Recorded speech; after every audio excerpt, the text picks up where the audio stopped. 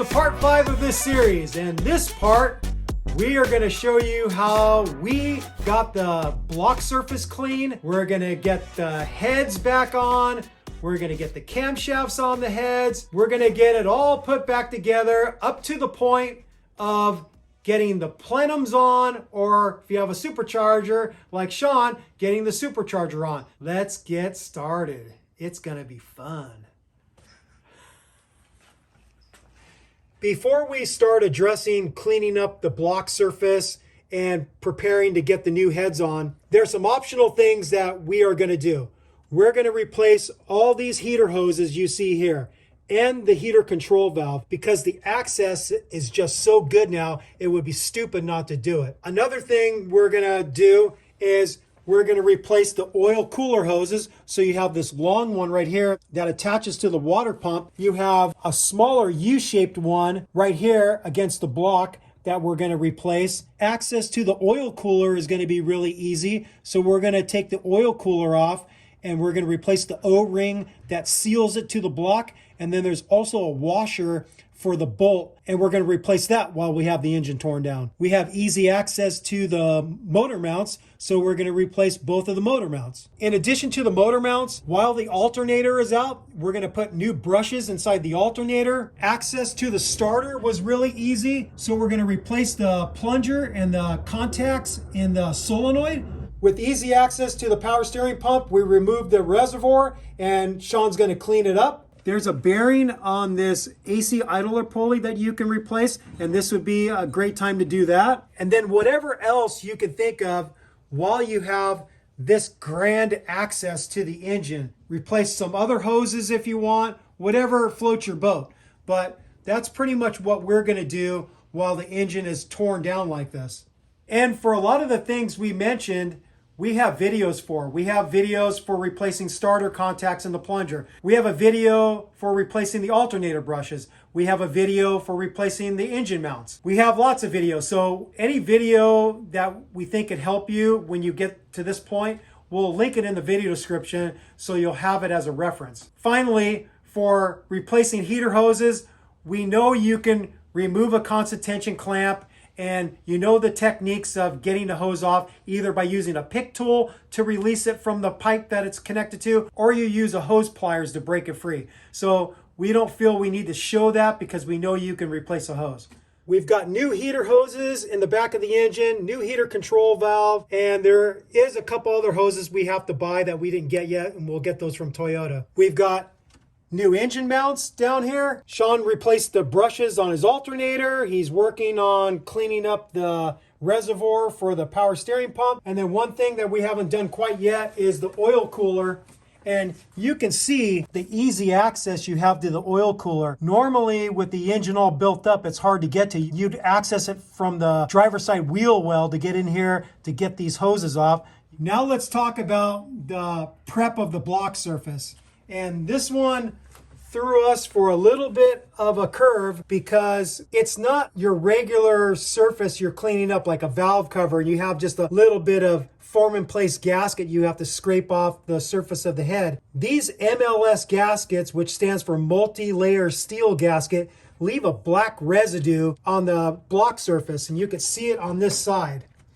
And that stuff is pretty durable and hard to get off. We would like a very clean surface to put the brand new head gasket and the remanufactured heads onto. So we wanted to find a good technique to do this. And what we came up with is using some very fine Scotch-Brite pads with some WD-40 as a lubricant and just using a lot of elbow grease to get it as clean as the one you see here. So Sean spent a bunch of time on this surface just scrubbing away with the very fine Scotch-Brite pad, and he got it pretty clean. And we did check the surface with a machinist straight edge and using feeler gauges, and this side of the block is well within spec. On this side, we're going to use the same technique, and Sean's going to demonstrate it right now. So I've saturated this pad pretty significantly with WD-40, and I'm just gonna start scrubbing. It's as simple as that. The pads don't come that size. They come in a bigger sheet, and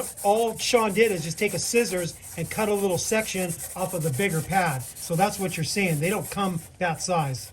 Now the pad likes to fill up with that material, so kind of manipulate it, turn it around, apply pressure in different areas, not too much pressure, but just making sure that you can maximize the life of the pad. And that's why I've cut it down to little pieces, because you kind of go through it a lot, and it's nice to grab a new pad sooner than later, so you can be more efficient with the time that you spend scrubbing.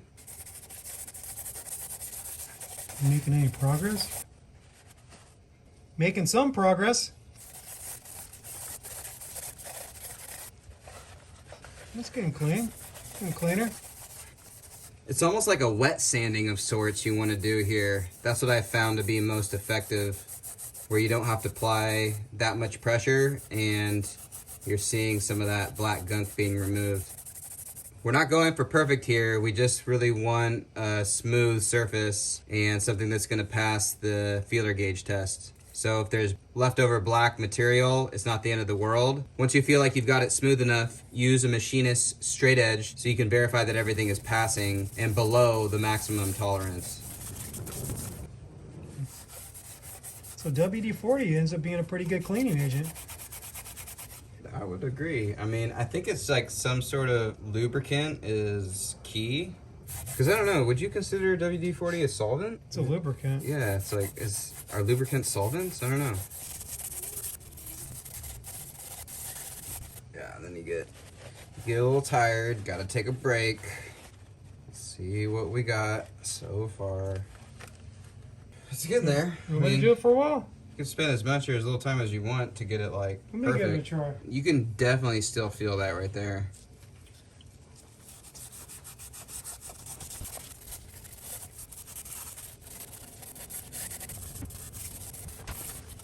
Having fun yet? Yeah, it's like loads of fun. It's like Probably the best part, the whole build, scraping gasket material by hand. By far the best experience I've ever had. so you can see with the Scotch-Brite pad, some WD-40, and some elbow grease, you can get it pretty darn clean. This is the way we're going to do it for the rest of the engine block. This is the way. Scrub away with the Scotch-Brite and WD-40. This is the way. All right, we explained our method to get the block surface clean. Now let's talk about some other options out there that people use. Some of them are okay. One in particular is not okay, especially if you talk to an engine builder or a machinist. So first, let's talk about some that people do that I think are just fine. They grab a razor blade and they keep it at a 90 degree to the surface and they just work it back and forth. Painstakingly work it back and forth, and they get a lot of the grit off with just a razor blade, and they obviously will replace them as they get a little dull, and they sit there and just move it back and forth at the surface at a 90 degree and get the gunk off. And then they'll follow it up with the Scotch-Brite pad like we are doing, or something of that nature. Other guys will take a sanding block, or they'll take like a piece of glass and they'll wrap sandpaper on it, and they'll actually sand the surface of the block with something that's flat. The one caveat with the 5VZ engine is it has those alignment dowels, and the alignment dowels will get in the way. So if you can remove the alignment dowels, and there's techniques for that, but I'm not going to go into it right now, then you can get onto the surface and sand it a little bit with some fine grit paper and do it that way. I think maybe those are the two acceptable methods that I've seen. I've seen somebody use a wire wheel on it. I don't think I'd use a wire wheel on the block surface, because if one of the strands of the wire wheel on your drill went shooting off into the engine, that might not be a good thing. So I wouldn't recommend that. Now let me talk to you about the one method that seems pretty popular, but if you talk to a machinist or an engine builder, they'll tell you they're horrible. And that's roll-lock discs. They make different grit discs, like 50, 80, and 120, I think. And they're color-coded. And a popular one is a white one, which is 120 grit. And they get that on a die grinder or a drill, and they work it back and forth on the head surface or the block surface, and they make really quick work of cleaning it up, and it looks awesome. You're like, wow, that's the way I want to go. It's quick, And it's simple. But then, like I said, if you talk to a machinist or you talk to an engine builder, those roll-lock discs spinning at a very high revolutions per minute, they can take off a lot of material really quickly, and you have to be careful. So what ends up happening is you create a low spot, and then your head gasket doesn't seal right, and then you have problems. You're doing all that work all over again. People that I know have used roll-lock discs, and they swear by them, and they've done it on many engines, and they say it works great. But I have to go by what experts in engine building are telling me, and they say to stay away from them because of the risk of creating a low spot in the head. So we feel it's much safer to just sand with a Scotch-Brite pad with the WD-40, and we're going to have way less risk creating a low spot because we're not scraping at 2,000 RPMs. We're just doing enough to get it clean and calling it a day. We're not going to use any power equipment on the surface of this block. We're just going to use elbow grease and lots of time. So there it is there. We're going to drink some more beers and, and scrub-a-dub-dub the block surface. We have both block surfaces clean. Now what we want to do to verify that the block surface is within spec, we want to be able to get our machinist straight edge in different angles on top of the block surface to take some measurements. And one of the measurements is going right across at a right angle in the front and in the rear. And we realize that this coolant bypass pipe that runs in the center of the block is going to get in our way. It's also not a bad idea to reseal the bypass pipe to the block while we're in here. In order to facilitate having an easier time cleaning up the surface of where the bypass pipe seals to the block, we're going to remove this number 2 idler pulley bracket that's held on to the block with 3 12mm bolts. And I'm just using my 1/2-inch ratchet, long 12mm socket, and a short extension.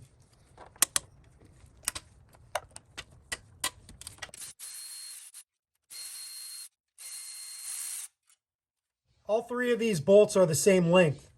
So obviously we can't free this bracket yet because the bypass pipe runs in between it. So now I'm going to grab a ratchet and a 10mm socket and break free the coolant pipe from the block.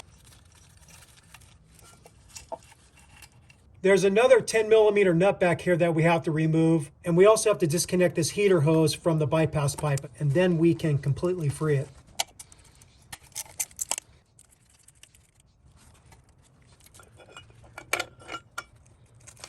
Here's the number 2 idler pulley bracket, and then this is the bypass pipe. You'll notice that there's some foam here, and with the head gasket kit that we got, we can replace some of this if it's really worn out. This just helps keep debris out of the valley between the heads. We might actually do that. And then you're going to want to clean up this surface really well. You'll notice that it's not sealed with any type of O-ring, even though there is a slot here that could potentially house an O-ring. But what you seal this with is form in place gasket, and we'll show you the proper FIPG to use for this application because coolant is running through this, not oil. To measure the flatness of the block surface, you need to use a machinist straight edge. You can't use a cheap ruler that you bought at Home Depot or Harbor Freight. It has to be a quality precision straight edge. You put the machinist straight edge in different orientations. You put it at a diagonal like this. You do another diagonal like this. You go across each edge like this, and then you'll go across the block surface in different orientations. The book just shows going at the front and at the back, but I figure we'll do it in other places too. We'll do it across the cylinders, in between the cylinders, like that. And what you're using as a measuring tool is a feeler gauge. The Toyota factory service manual says the warpage that is allowed is 4 thousandths or 0.1 millimeters. Right now, I'm going to start with half that spec, so I'm going to be checking with the 2 thousandths feeler gauge, which is 0.05 millimeters. So I got it flat, and you have to be careful. If you tilt it a little bit, you're not going to get an accurate result. So you got to keep firm pressure on it and make sure it doesn't tilt. I'm just pushing the feeler gauge and seeing if I can get it underneath the machinist straight edge. It sticks just a little bit there, but it's not sliding under. So that means there's a little bit bigger of a gap there than the other places where it just bounced off. It didn't go underneath. So there's a little bit less material there. Okay, I did that orientation, then I'll flip it over this way. So that actually slides underneath a little bit right there. So this is actually at least 2 thousandths right there. It's a little bit tight, but it actually slides underneath in this orientation. So I'm gonna wanna check that with the next size up and see where it's at. I moved up to 2.5 thousandths and checking that same area where the 2 thousandths one went under, and now it doesn't go under. This thing is somewhere in between 2 thousandths and 2.5 thousandths, but that's still within spec. Remember, we could have up to 4 thousandths of warpage. So now I'm going to go to the next measurement. I'm back to the 2 thousandths feeler gauge, and I'm checking this measurement. Okay, it's good there at 2 thousandths. I'm going to go up to here. Okay, it's good at 2 thousandths there. Now I'm going to go across. And if you want, you can check both sides at each location if you want. Okay, that's good. Okay, good there. And then finally at the back. Okay, I'm satisfied that this right-hand side of the block is good. And now we're gonna do the same thing on this side.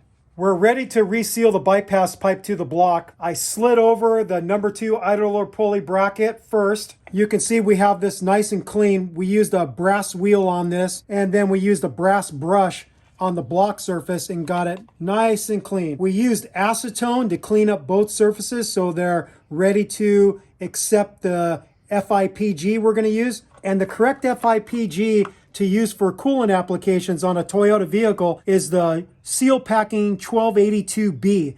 It says right on the box, it's for long life coolant and for super long life coolant. When I first resealed one of these, when we were doing the engine replacement for Ray out of Arizona, we didn't have this special FIPG, and we just used the black 103 that you use for engine oil applications, like for when you're doing a valve cover gasket job, and it seems to be holding just fine. I don't know 100% if using this seal packing is super imperative, but since it's available, I suggest you use it, and you could just buy this at your local Toyota dealer or somewhere online. So I'm gonna put a good bead right in this indentation here.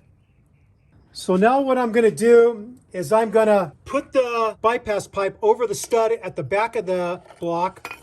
I'm gonna slide this thing forward. So I'm just gonna drop it down carefully and try not to smear it. Okay, got that one started. I'm gonna get the other one started. The torque spec for these two 10mm bolts is 75 inch-pounds. Okay, that's it. Just do a sanity check. I like to see that the form-in-place gasket is squeezing out on all sides, letting me know that we did get enough on there and we're not going to get a coolant leak in the valley between the heads. Now I'm going to bring the number 2 idler pulley bracket in place and get those bolts back in.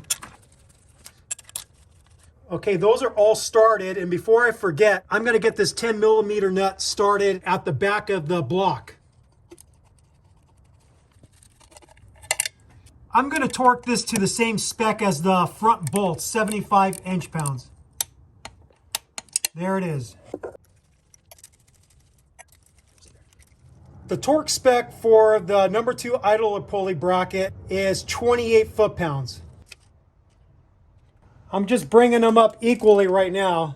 This is my new fancy torque wrench that does angle, and it's digital. There it is.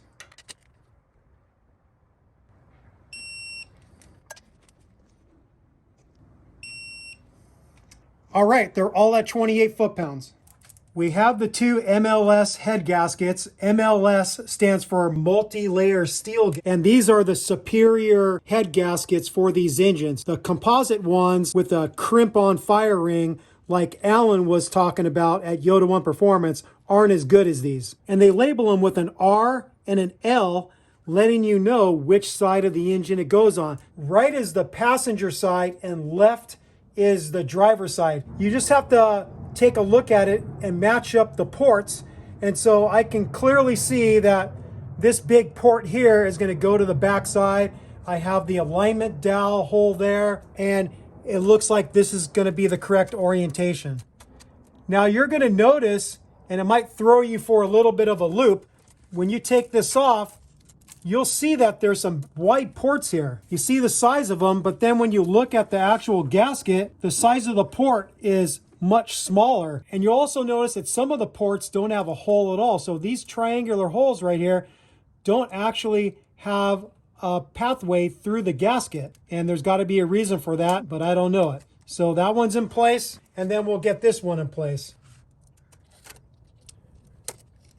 And I think we already mentioned this, but we did prep the surface with acetone. We cleaned it up really nice, so it's ready for the new gasket. Before we can get the heads back on, we have to remove both of the camshafts. And depending on where you got your heads from, they might have put the camshafts in alignment, they might not have. At the end of the job, Alan was turning this over to get a feeling of how smooth everything was, and so this one isn't in alignment. This is the right-hand head, and you can tell which head is which. Is on the right-hand head, the arrow will be pointing towards the front of the vehicle. On the left-hand head or driver's side head, the arrow will be facing the back of the vehicle towards the firewall. On the right-hand head or passenger side head, you have to align the 2 dot marks on the gears. So I'm going to turn it over with a 24mm open-end wrench and get that alignment. And there it is right there. We have them lined up. You'll notice that there is no longer a yellow mark on that, and that's probably because they cleaned it really well, so we lost those yellow alignment marks. But when you get your head in there, you can clearly see the 2 dot marks lining up on the intake cam and the exhaust cam gears.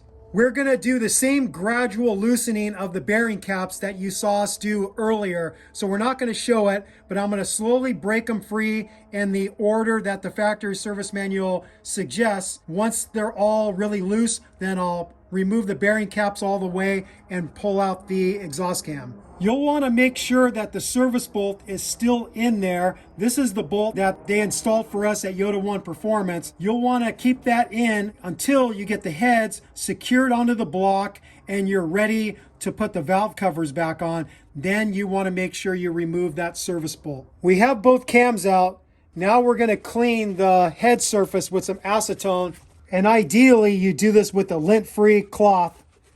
While we have the head still off the engine, we're going to install the exhaust studs. You could try to reuse your old ones from your old heads, but I wouldn't recommend it. It's just better practice to use some new ones. And you'll notice that they have thread locker on them, so they'll be less likely to back out when you are removing the exhaust nuts.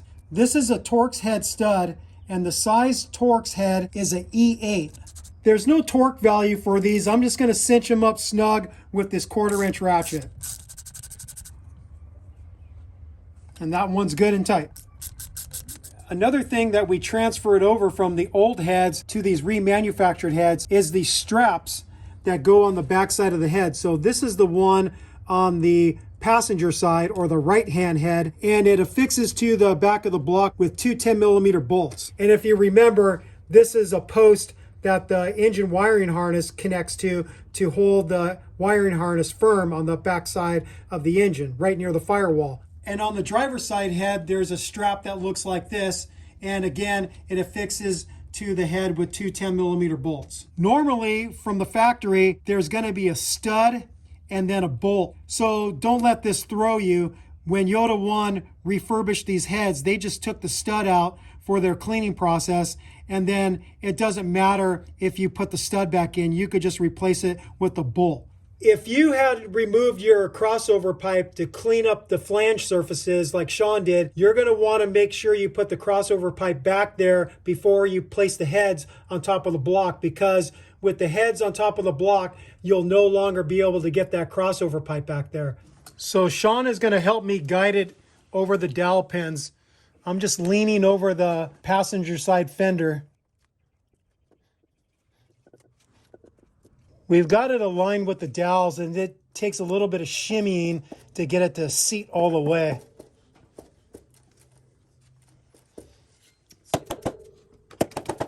I think that's it. Yeah. Getting the head aligned with those dowels and then pushing it all the way flush with the head gasket. What ends up happening is one side goes in a little further and then the other side is up a little bit. And we just kept on trying our best to get it by hand all the way seated. And then we finally just resorted to the plastic mallet. Once both of them were aligned with the dowels, I just tapped on both the front and rear of the head, and we finally got it flush with the block surface. Now we're gonna work on getting the driver's side head or left-hand head onto the block.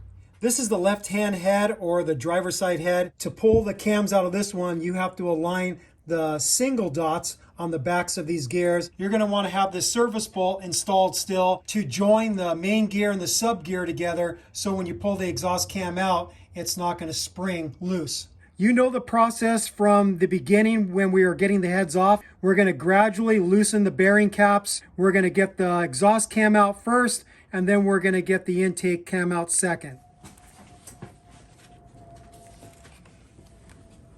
Much happier. Look at that. It's already in. Yeah.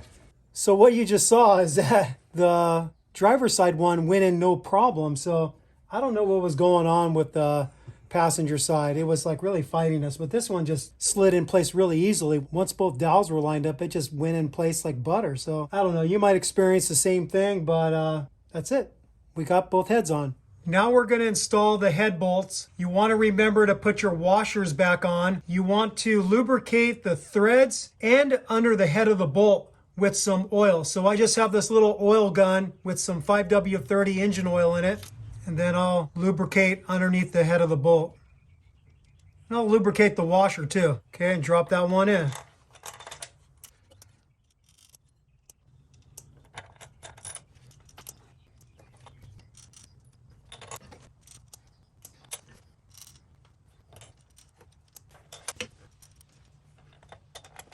Okay, that's all 8 on this side, and then I'm going to do the same with the other side, lubricating the threads underneath the head of the bolt and underneath the washer on all 8 head bolts.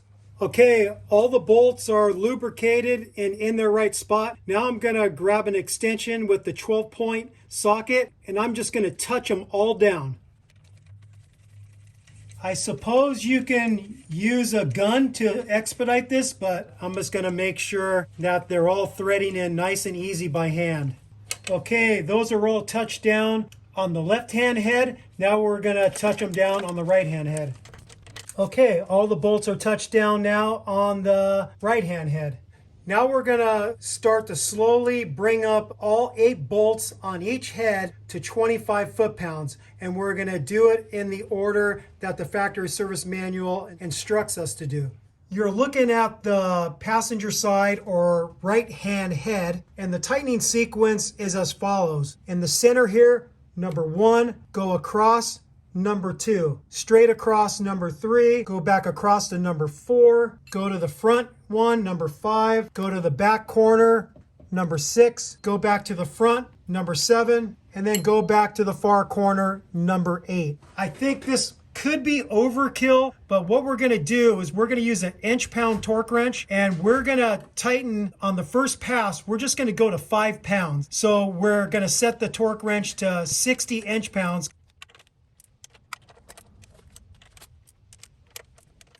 Okay, all of those are to 5 foot-pounds or 60 inch-pounds. Now we're going to jump up to 10 foot-pounds, which would be 120 inch-pounds. Okay, they're all up to 10 foot-pounds. Now we're going to go to 15. We're switching to the big fancy snap-on torque wrench.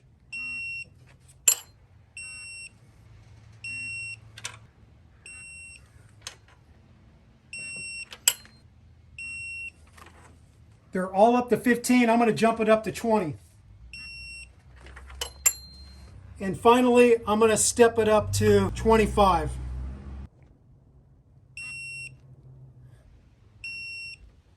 All right, all 8 head bolts are tightened to 25 foot-pounds. Now we're going to do the same with the driver's side head. I'm going to show you the tightening sequence for this, but we're not going to actually show us tightening the bolts gradually because you already saw how we did it on this side. Incrementally, 5, 10, 15, 20, 25. The tightening sequence is this. 1, 2, 3, 4, 5, 6, 7, 8.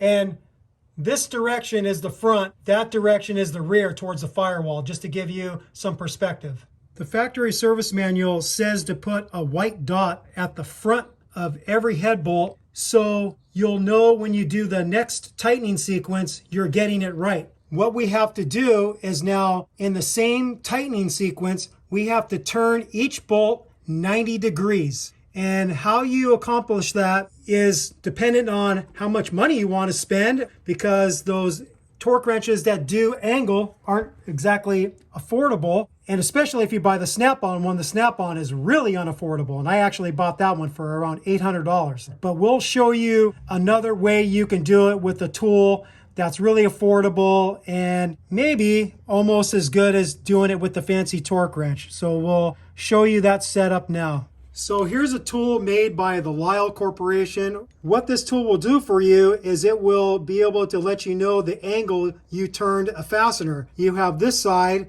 that you would attach your ratchet to, and then the other side you would attach the socket or an extension in socket onto the bolt. And then you're going to want to zero this out. So you're going to find on the dial right here is the 0. I would loosen the set screw and lock it in at the 0. As I tighten, the dial is going to go around, and once it reaches 90, then I would stop, and that would tell me I just turned that bolt to 90 degrees. And that's how you can do the torquing sequence a lot more affordable by buying this, and we'll link it in the video description. My plan is to put this in the mix along with my fancy snap-on torque wrench that does angle, and we'll see the result of both of them when I torque each bolt to 90 degrees. So with this fancy snap-on torque wrench, you turn it on, and then I hit the enter button here to get it to angle. So it's zeroing it out. Okay, it's zeroed out. Now I have to bring it up to 90 degrees. Okay, there we are, 90 degrees. So now this is going to tell me when I hit 90 degrees. The cool thing about this torque wrench is I don't have to do it all in one swipe. I can take multiple swipes. So for instance, say I'm tightening it and then I run into an obstruction because it's kind of tight in the engine bay. I can ratchet back and it's going to remember the angle I was at and continue to go. So that's a nice feature of these torque wrenches, that it remembers the last angle you were at, and you could take another swipe with the ratchet. We have this dial on the Lyle gauge set to 0. Okay, this is number 1. Okay, I'm at 5, 10, 15, 20, 25, 30. Okay, I'm going to take another swipe. I was at 30. Okay, I got to 60. I'm going to take one more swipe. There it is. Now I'm curious to see where the Lyle thing will be at. At 90 degrees. And this is also at 90 degrees.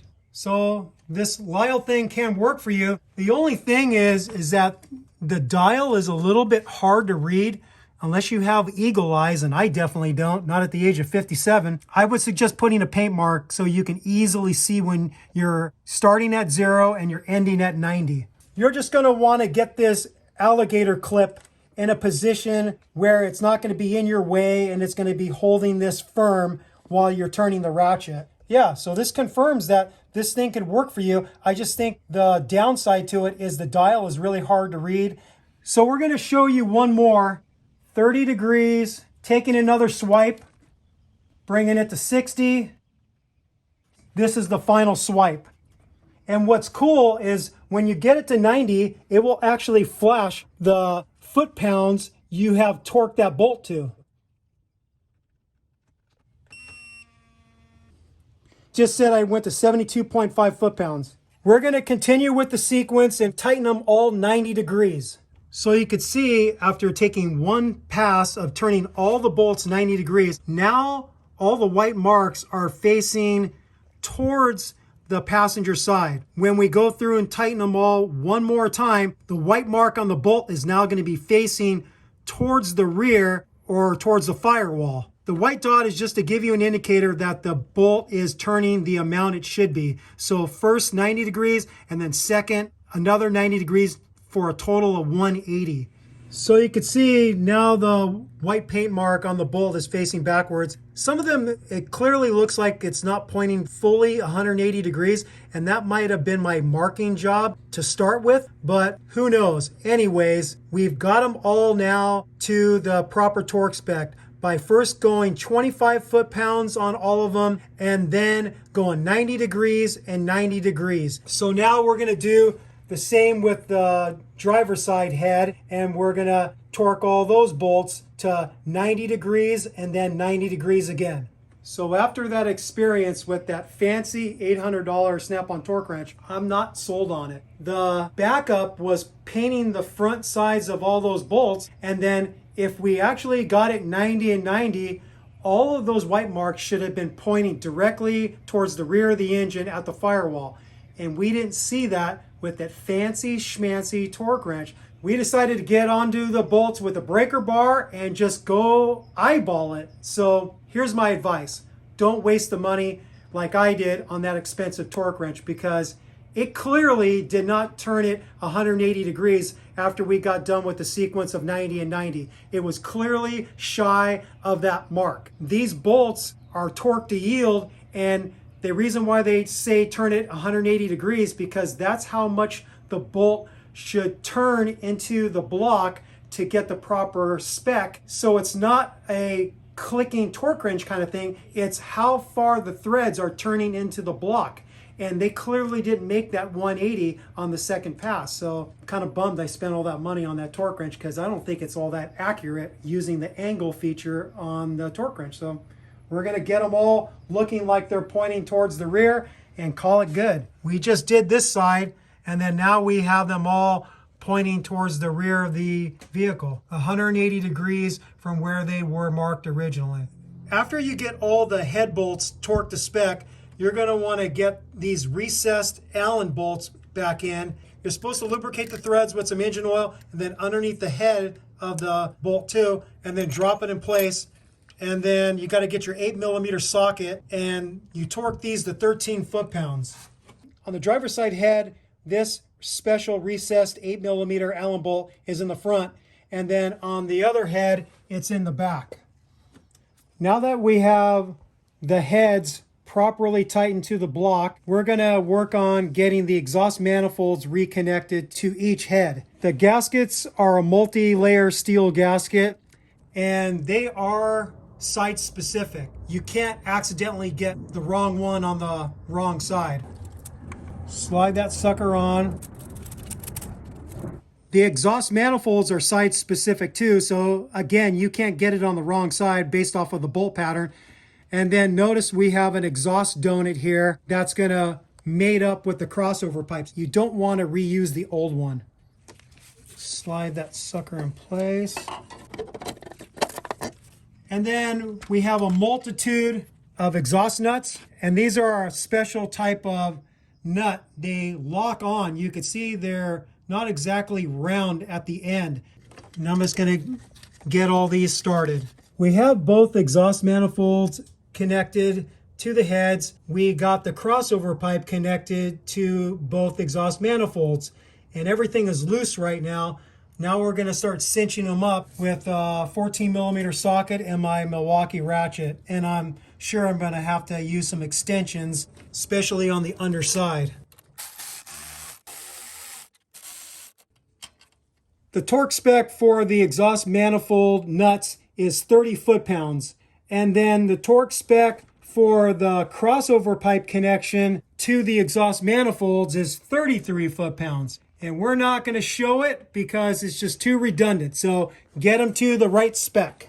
All right, so we have the crossover pipe connected up to both exhaust manifolds, and all those nuts are torqued at 33 foot-pounds. and then we torqued the exhaust manifold ones to 30 foot-pounds. And we also made this connection, and again, there's a big exhaust donut in there you'll want to replace. The exhaust part of the job is done. Now we're going to work on getting the camshafts reinstalled on both heads. I'm going to go ahead and lubricate these journals. Al at Yoda 1 did put a little bit of assembly grease in here, but I'm just going to put a little bit of engine oil in here. You're going to want to get the intake cam in first, and you're going to want to get the alignment dots kind of in this area, like pointing 90 degrees towards the passenger side.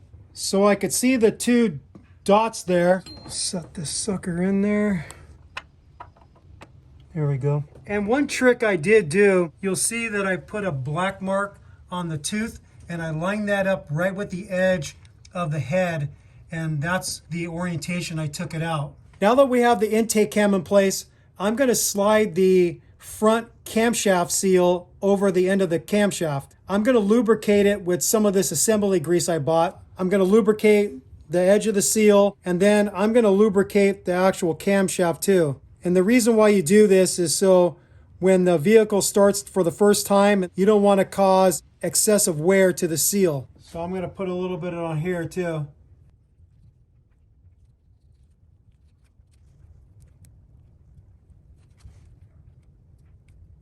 Okay, that's fully seated. Next, we're going to get the bearing caps for the intake camshaft in place. And they're numbered from front to rear, 1, 2, 3, 4, 5. And then number 6 is the one that captures the cam plug. The number 6 collar does not hold the camshaft in place. It just holds the cam plug. So we're not going to put this one in yet until we're ready to get the valve cover in place. I'm going to put oil on top of the camshaft at each of these spots, and then I'm going to put the bearing caps on. And then one thing to note is that there's arrows on these caps, and the arrows face forward towards the front of the vehicle. For this number 1 bearing cap that captures the front camshaft seal, you're supposed to put some form in place gasket right here and right here. But for right now, I'm not going to put any sealant on it, because once we get the intake camshaft locked down with all the bearing caps and torque to spec, and then we get the exhaust camshaft in and all the bearing caps torque to spec, we have to double check that the valve lash is correct. If it's not correct, you have a couple choices of how you get the old shim out and put the correct shim in. But since we have the engine so torn down, what I'm probably going to do, if we have to make any adjustment, we're going to make note of which ones need adjustment, and then we're just going to pull the exhaust cam out, intake cam out, put in the right shims, and then put it all back together. And then at that point, then I'll put the FIPG in there and then lock it in place so we don't get a leak. So it will go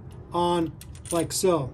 So just like the head bolts, the factory service manual instructs you to lubricate the threads of each bearing cap bolt with oil, and then underneath the head, and then I'm going to put a little bit underneath the washer too. I'm just going to hold this over the engine here, and then if it drops inside the valve train, no big deal. That's where you want oil anyways. Okay, and you get the idea. We're going to get all of the bearing caps in place. I've got all the bearing caps in place, and I touched down all the 10mm bolts, so they're just hand tight. And here's the proper tightening sequence for these. So starting in the center, you have 1, 2, 3, 4, 5, 6, 7, 8, and then go all the way back to the front, 9, 10. I'm going to bring them up slowly in several passes. The torque spec is 12 foot-pounds. We're going to use our inch-pound torque wrench, so we're going to torque these to 144 inch-pounds. We've got all the bearing caps for the intake manifold tightened to the spec of 12 foot-pounds or 144 inch-pounds. Now we're going to get the exhaust cam in, and I'm going to oil all these areas where the cam sits. Remember, on this right-hand head for the camshafts, you have to align the 2 dot marks on the gears with each other. I'm going to slide in the exhaust cam, and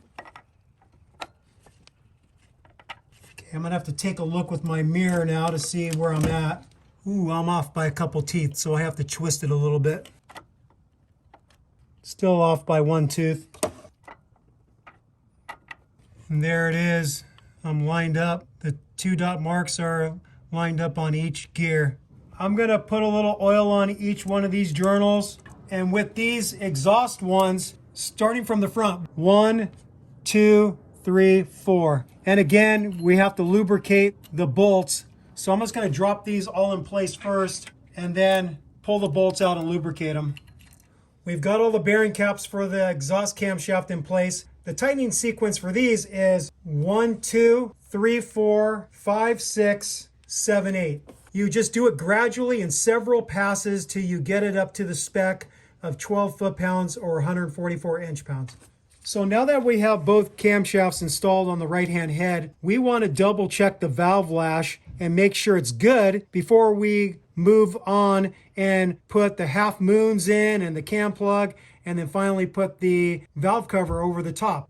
We know that they checked it when they were remanufacturing the head and putting everything together for us, but Al said that once you put the heads onto the block and you torque it to spec, the spec might change a little bit on you. We're gonna just double check that they're within spec. And then the spec for the exhaust is 11 thousandths to 14 thousandths.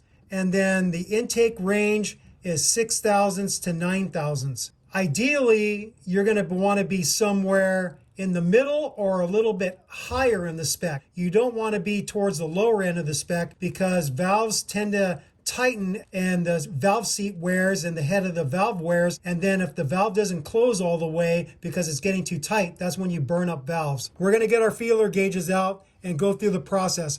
We're not going to show this because we have a complete video on this, and so if you click on the link above, you can reference our valve clearance video that we did on the 3.4 liter engine. You can follow along how we do that. So it's pretty straightforward. In this case, because you don't have the timing belt connected to the cam pulleys right now, you're going to have to rotate via these flat spots on the cams using that 24 millimeter open end wrench. And you want to take a measurement of the valve lash with the cam lobe away from the shim and bucket. So you have to just make sure it's turned in the right orientation to check each valve. So technically, as long as this part of the lobe isn't touching the shim, you're okay. But if you can get the cam lobes in this position pointing straight up and then get in here with your feeler gauge, that would be an ideal situation. So the cam lobe is out of your way. So I'm gonna rotate the camshafts and slowly check all these valves and see if they're in spec and cross our fingers that we don't have to make any adjustments. We went through the process of checking all the valve lash, and we did find a few that we had to dial in to where we wanted it. Now we're all good to go. We took the exhaust cam back out, and we have all the bearing caps loose on the intake cam. Now we're ready to start putting some FIPG on. So this front cap needs some FIPG underneath this collar here. So I have to pry this thing up, get underneath here with a pry bar and just pry up a little bit, loosen it. Pry up on the other side a little bit. There we go. I'm going to want to clean this off, the oil.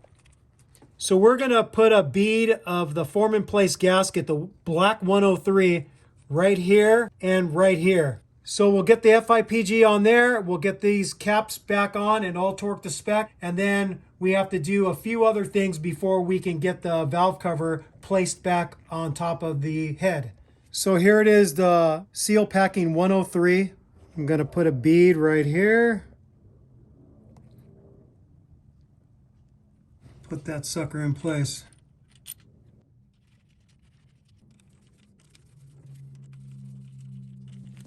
Just going to get them all touched down. Okay, now we're just going to torque them again to 12 foot-pounds or 144 inch-pounds. Same torque sequence, just start in the center and you go up gradually. This is the intake cap number 6, the one that goes on the very back on the passenger side. We have to put our cam plug in. This side faces the head and this side faces the firewall. So you just put that in there. There's no need for any FIPG on this because this has a rubberized coating. So this makes the seal with the bearing cap and the head. We have to put some form in place gasket right here, and we have to put some right here. The torque spec for this collar that captures the cam plug, it's the same torque spec as all these bearing caps. It's 12 foot-pounds or 144 inch-pounds. Now we're going to get the half moons installed, and these were the original ones Sean pulled out. He just cleaned them up really nicely. So you're going to put a bead right down the center. Nice big fat bead, and slide that sucker in place. And then we're going to do the same with the one on the back side of the head. We're almost ready for the valve cover to go on. We want to put some form in place gasket at every one of the half moon junctures. Some is already squeezing out, but I'm just going to put a little bit more.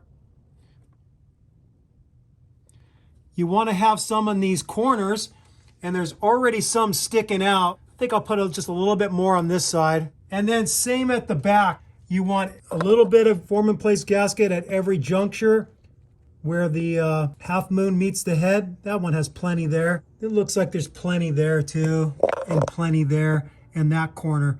But if there wasn't any sticking out, then you'd want to put some more there, but I think that's plenty. Before we get the valve cover on, we want to get the service bolt out, and this one that was installed at Yoda One Performance is an Allen head bolt. Okay, that sucker's out. Now we're ready to get the valve cover on.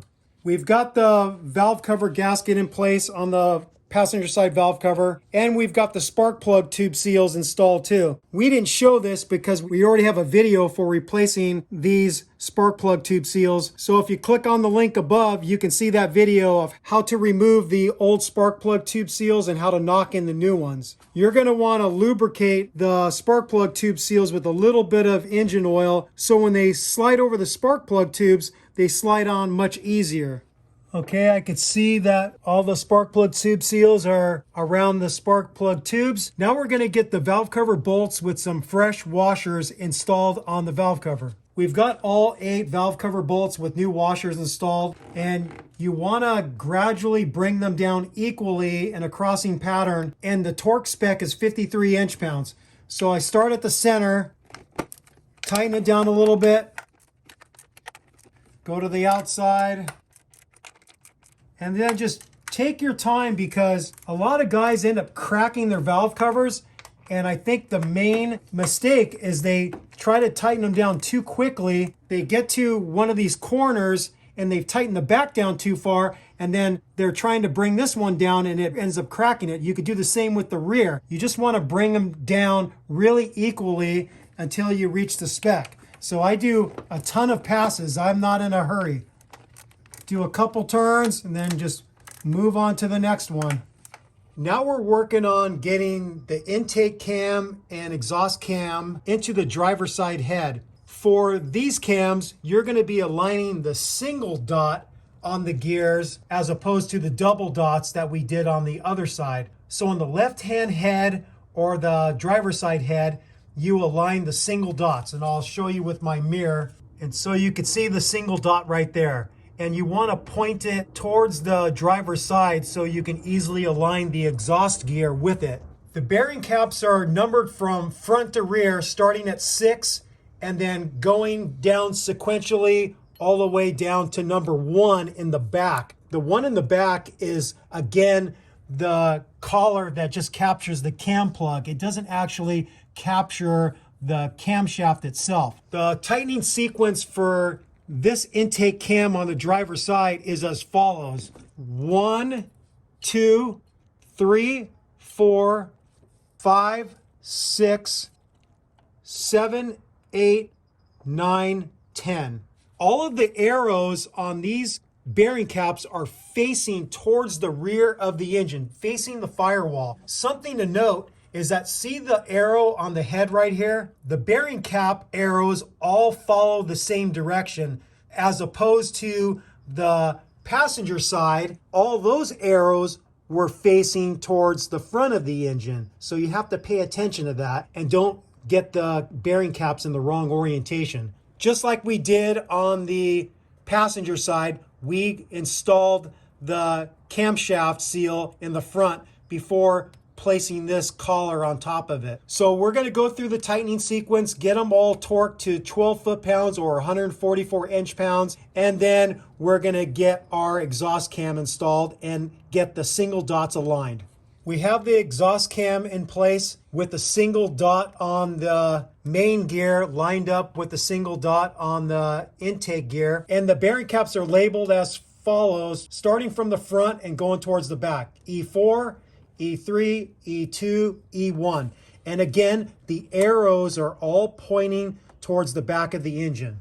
When the service bolt was installed on this exhaust cam, it left the sub gear and the main gear a little bit out of alignment, and that made it difficult for us to fully seat this exhaust cam into the journals of the head.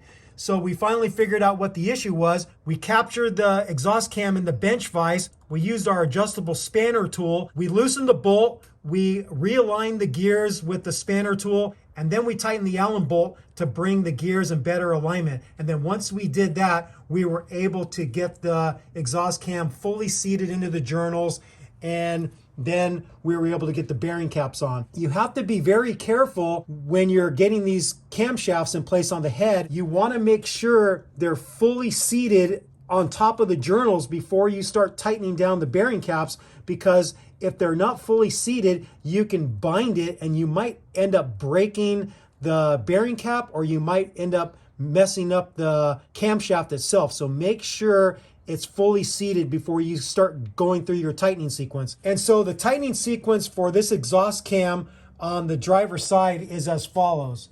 1, 2, 3, 4, 5, 6, 7, 8. And we're going to torque them in that sequence gradually, several passes, and bring them up to the spec of 12 foot-pounds or 144 inch-pounds. All right, we have both camshafts installed on the driver's side head, and now we're going to go through the process of checking the valve clearances. What I'm doing with the help of Sean is I'm going to make some measurements, and then Sean's going to record them on our valve lash chart, and we're going to record all the numbers. I start off by doing the ones that I can get access to without the cam lobes in the way. So you see these two are pointing up. I would check the number 2 exhaust valves right here, and then I would check the number 6 intake valves over here. And then once I check those, I'll get on here with the 24 millimeter open end. I'll turn it clockwise and get the next set that I want to check in line. Okay, so you see now I got a new position. Now I'm going to check the number 2 cylinder intake, and then I could also check this one too, the number 4 exhaust. And then after I check those, I'm going to rotate again and then just get all those values recorded. We'll have to figure out if we have to make any adjustments. So normally when you don't have the engine broken down this far, you might be inclined to use the special service tools to depress the shim and bucket, and then use the special holder tool to hold the bucket down and then work the shim out. These are the special tools I'm talking about. This tool captures the cam and rotates the bucket down, and then this special tool gets on the edge of the bucket and you wedge it in between the edge of the bucket and the cam, and it holds the bucket down while you can get in there with a little pick tool or a small screwdriver, and you could pop the shim out. And you could see that whole process in that video that I suggested you watch if you have to do this. When the engine is still all intact and you have the cam pulley still attached to the timing belt, you're not going to want to go through the pains of doing all that work at the front of the engine to get the cam pulley off so you can remove the intake cam. You can remove the exhaust cam, but doing the intake cam is a lot more work to get to. So because we have the engine so torn down, any adjustment that we need to make, I'm not going to use these tools. I'm just going to go through the loosening sequence to take the exhaust cam out. I'm going to go through the loosening sequence to take the intake cam out, and then we're going to measure the shims. We're going to do our calculations and figure out what shims we got to put in place to bring all the intake and exhaust valves back in spec. That's what I suggest you do, and don't make your life harder by using these special tools. These are just for when you're doing a normal valve adjustment without the engine torn down to this level. All right, we went through the process of double checking the valve lash on this driver's side head. We got everything in spec where we want it. Now we're gonna start putting FIPG where we need to put it. So again, we have to put it on this front collar that captures the front cam seal. We're gonna put some right here and then right here. And again, we prepped the surface with cleaning it with acetone, and we cleaned up the collars too with acetone so that form in place gasket gets a nice seal. Okay, I'm just gonna start those nice and loose. Okay, now that that front collar is on there, I'm just going to get all these hand tight, touching them down to the surface of the head. Okay, that's what we want to see, a little bit of the FIPG squeezing out on each side. Now we're going to get the cam plug installed on the back here with the cap that it goes with. This side, the open side, faces the head. Just push it in there. I'm going to put the FIPG right here. I'm going to set that back right there. Just like the passenger side, this collar that captures the cam plug is independent of the camshaft. So it has nothing to do with the tightening sequence of the bearing caps. So I'm just going to go right to torquing this to spec. And again, it's 12 foot-pounds or 144 inch-pounds. We're very close to getting this valve cover on. I just wanted to go over all the form in place gasket placements so I really hit it home. In every corner over these humps on this front one, this is the one that captures the cam seal. You're going to want it over the junctures of the half moons on the front and on the rear. And then you're going to want it in the corners of this collar that captures the rear cam plug. Again, you want the surface really clean, so clean it with some acetone. And the final thing is we have to remove the service bolt that was installed at Yoda One Performance, so this thing isn't spinning in here and might come loose and do some damage to the engine. So we're going to get our 4mm Allen and take that service bolt out now. And so now we're ready to get the valve cover on this driver's side head. We're preparing to get the intake manifold onto the heads. Because we have two remanufactured heads, we don't have the studs installed into the heads for the intake manifold. So we have to get them in the front corners and the rear corners. Now, if your threads weren't as clean as we have, because these have all been cleaned out really nice for us, to install these studs, you might have to use the double nut technique. So you'd get two of the nuts that go onto these studs for the intake manifold, you lock them together, and then you can screw this in and lock it in place. But I could literally screw this all the way to where it bottoms out at the non-threaded shank just by hand. To make these less likely to come out in the future with the nut is I'm going to put a little bit of blue 242 Loctite on the threads. So I got some blue 242 on there, and I'm going to thread it in by hand. And then just to give it a little bit of extra tightness, I'm just going to grab onto the shank with slip joint pliers and twist it tight. And that should be good enough. I have full engagement of the threads. I've got the Loctite to help keep the stud in place in the future, and that's good to go. We're going to do the same with the other three in the corners. Now that we have all the studs in the corners, we're going to get the intake manifold gaskets in place. If there was a situation that one of your heads had some pitting around the coolant jackets, these ones right here in the front, and then the ones in the back, if there was significant pitting and you're worried about the intake manifold gasket getting a seal and preventing a coolant leak into the valley between the heads, then I would suggest smearing some of this Toyota Seal Packing 1282B, the one that's meant for coolant, and fill in the pitting and get it smooth, and then put the intake manifold gasket over it, because you wouldn't want to do all this work and then end up with the leak. So we're in a very good situation. These have been refinished at Yoda One Performance, and we have a perfectly flat surface to deal with. Maybe you're not so lucky and you have some significant pitting and you don't want to get a leak after doing all this work. So fill in the pitting with some sealant, get it smooth, and then plop the intake manifold gasket over the top. Okay, we're gonna get the intake manifold gaskets on here. And take notice that on the coolant ports, they have a little bit of extra material here to make sure you get a good seal and you don't get a leak. So anywhere you have that extra material around the port, those are coolant jackets.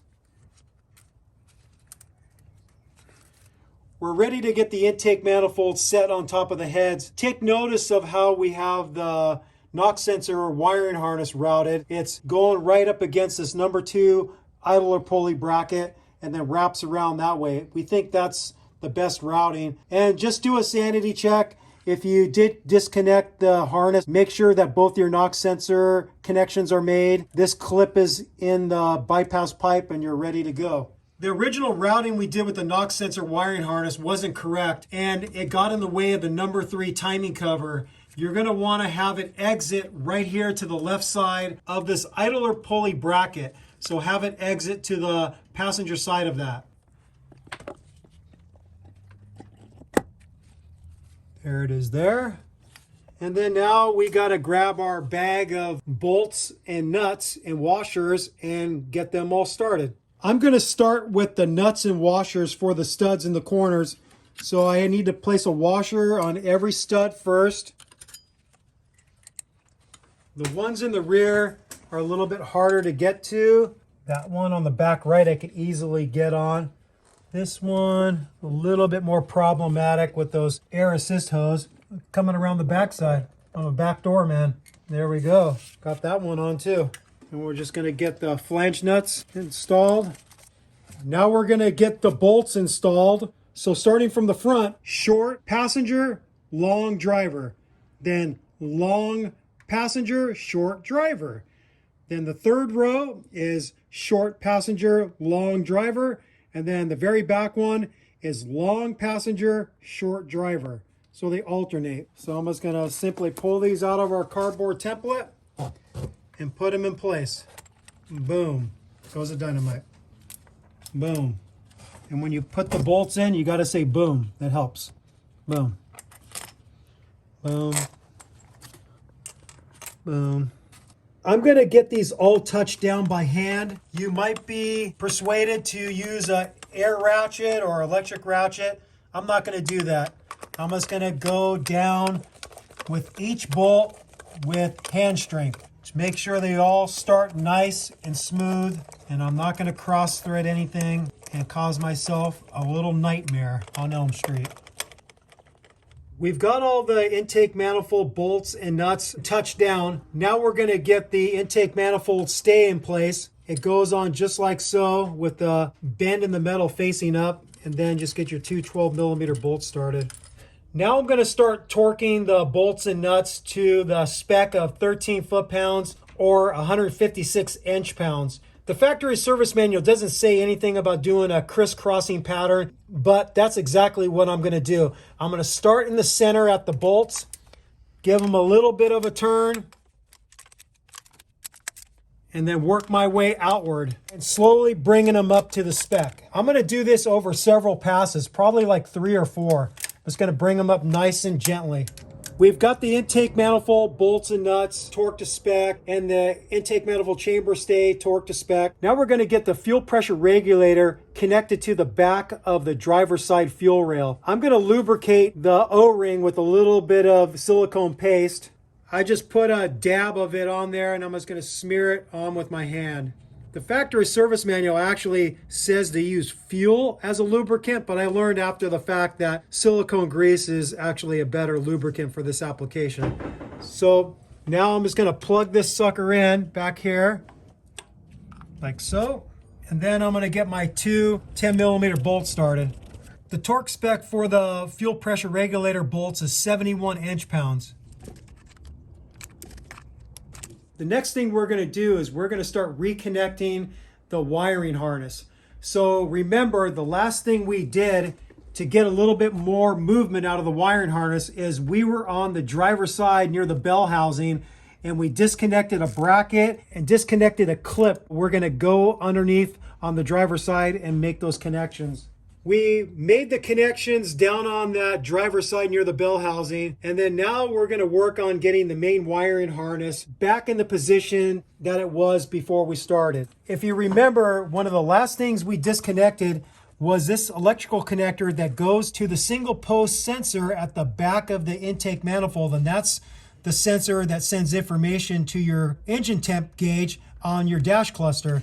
So I'm going to have to get this over the top of the fuel pressure regulator and start fitting this thing back there. So right now I'm working on getting that single post connector slid over the coolant temp sensor. So that connection's been made.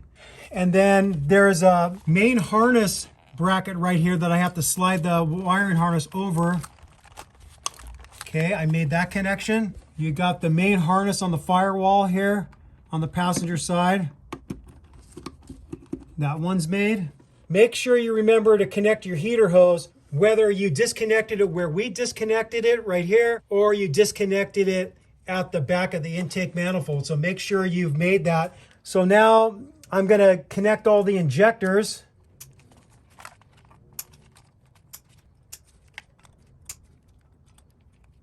I'm going to reconnect the ECT, the engine coolant temperature sensor. This is the one that communicates with the ECU. I'm going to grab the NOx sensor wiring harness and connect it here. We got this part of the harness that leads over to the driver's side. We're going to plug that back in, plug that one back in. We're going to get the spark plugs installed right now. Sean has some fancy triple electrode ones, I guess for the supercharger people. You're normally not going to have that. You're going to have a dual electrode one. And since it's his vehicle, his call, he wants to put a little bit of anti-seize on the threads. A little touch. Is that enough? Or does he want more? Want more? Yeah? How about there? All right. Okay. So just to put some context to these different style plugs, typically with a supercharger, you want to run colder spark plugs. Most people run Denso IK22s. I have ran 22s in the past and also IK20s. And as you can see here, this is the part number for the NGK plug that we're using here with the tri-electrode. All right, you get the idea. We're going to get all 6 spark plugs in, and we're going to torque them to 13 foot-pounds or 156 inch-pounds. Now we're going to get the low pressure fuel line reconnected to this fuel rail right here. We got a little silicone plug. We got it removed. Whoop, it's dripping fuel. And I'm going to slide the hose over. Get that sucker all the way on there. Get my needle nose pliers and get the clamp in place. Now we got to grab our high pressure line. So we got plugs in both of these. Got to remove those. And then make this connection.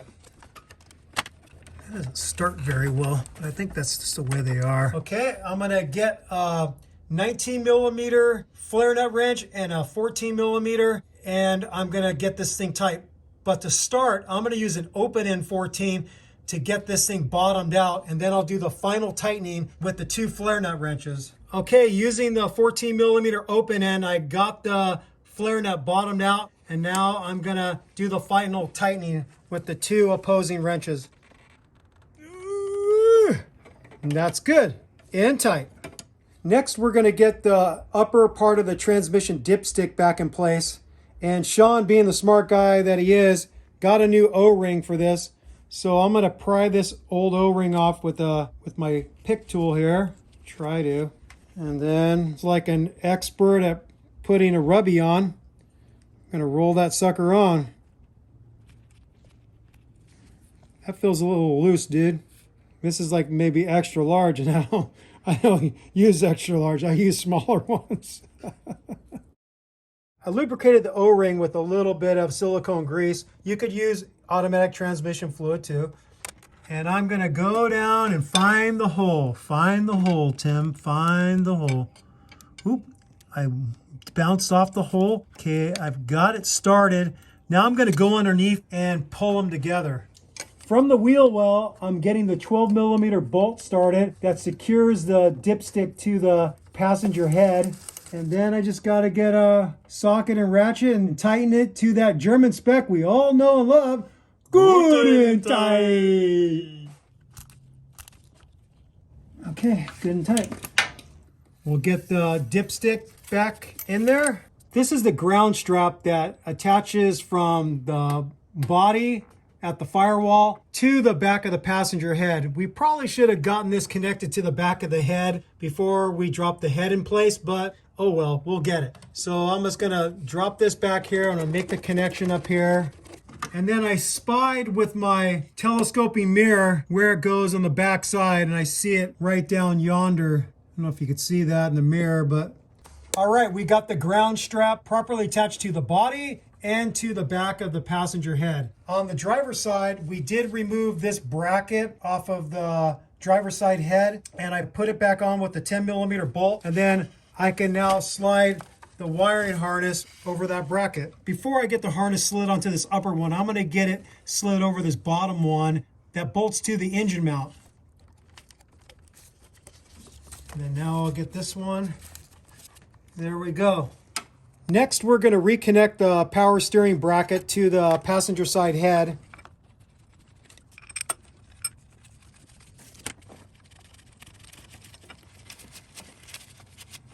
The torque spec for these three 14mm bolts is 32 foot-pounds. Okay, they're all torqued at 32 foot-pounds. We're gonna make this harness connection right here. Take this 14mm bolt out and then capture the bracket.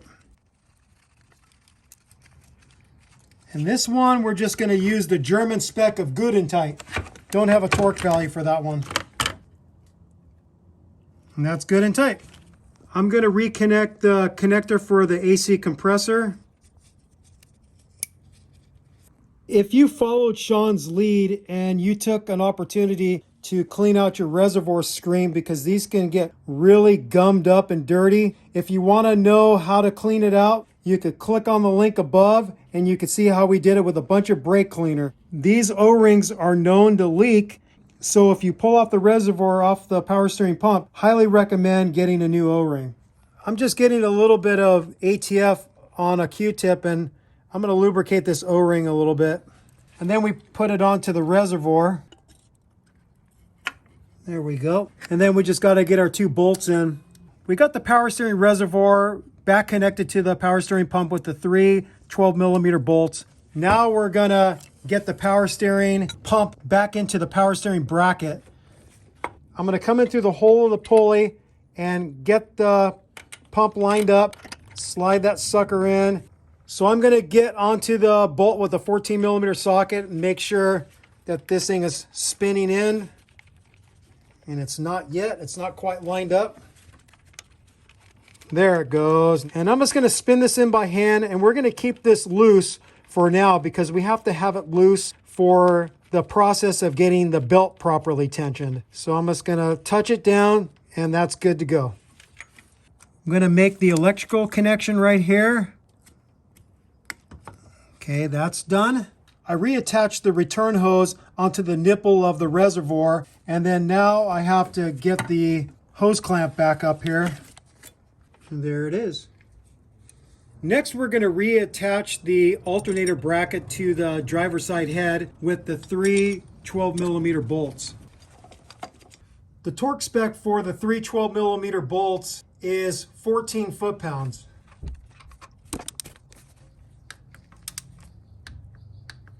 Next, I'm going to reattach the generator insulator bracket with the two small 10mm bolts.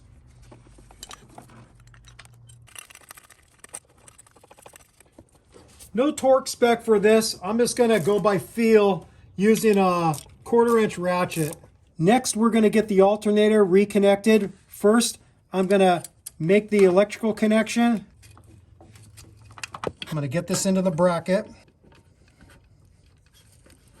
You might find that you're going to struggle getting your alternator back in between the bracket, and the culprit is this sleeve on the front side. And when you tighten the pivot bolt, it gets it to the perfect insertion to where getting the alternator back in is a little bit of a fight. So one trick you can do is use a bolt, a nut, and a socket, and you can draw this sleeve back outboard a little bit to give you an easier time to getting the alternator between the bracket. And we'll show you that right now. So we got a bolt that we're going to slide through here. A 16 millimeter 3/8 socket will fit over that sleeve. So the socket is going to give the sleeve somewhere to go into. And then we're going to put a nut on here. And then we're just going to tighten them up together. And as we tighten the bolt and nut, it's going to push the sleeve outboard. So I'm just tightening it up.